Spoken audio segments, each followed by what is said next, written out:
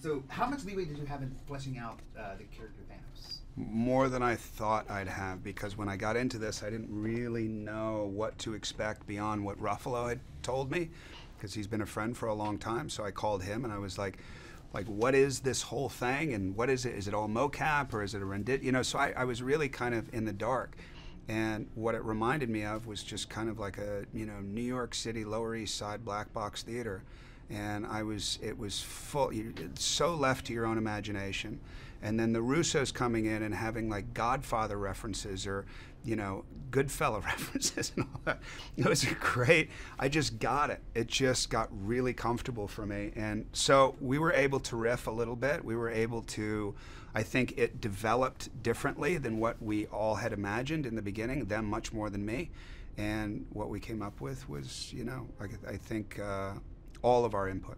And as an actor, such an amazing character, what did you want to bring to the character? I have nothing I ever want to bring. I just want to do justice to the story and to the character. And I know that there's a lot of anticipation around this character, and there's a lot of, you know, is he going to get it right? Is he going to... I don't really feel any of that stuff. You know, once I get into it, I know things kind of, you know, they become the trajectory of figuring out a character. It kind of has its own life. So I just try and follow that, you know, to whatever's happening day after day. The natural path, right? The natural path. My intentions, I want to make sure he's this, or I want to make sure. I never had that. No.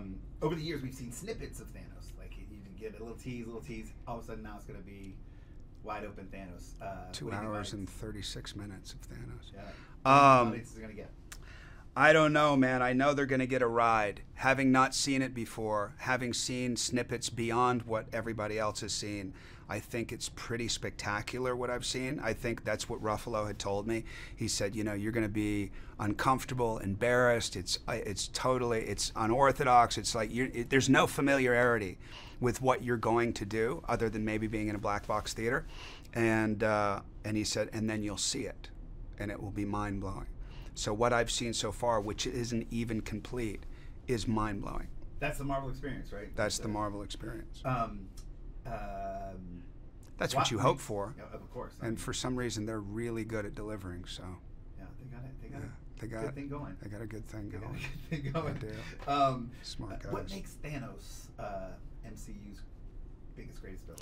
Well, I mean, that's going to be up for interpretation. What I like about Thanos is he's this, you know, guy who is presented in one way, and then the reality of him, I think, is a lot deeper than what people are expecting.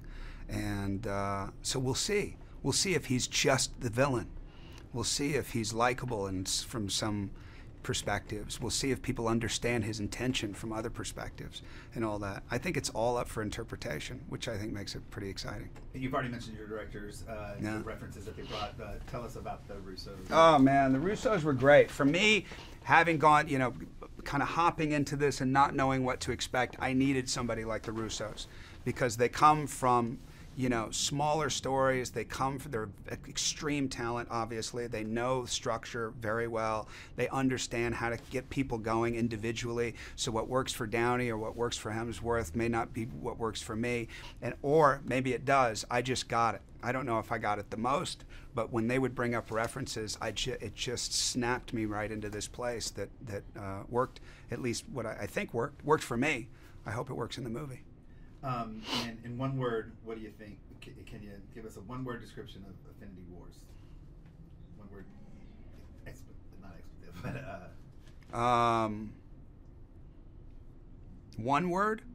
They're asking for one word. Beyond. Good word. Good word. And then lastly, what do you think audiences are going to expect to see in this film? I think they're going to expect an ultimate delivery, and I think they're going to get it.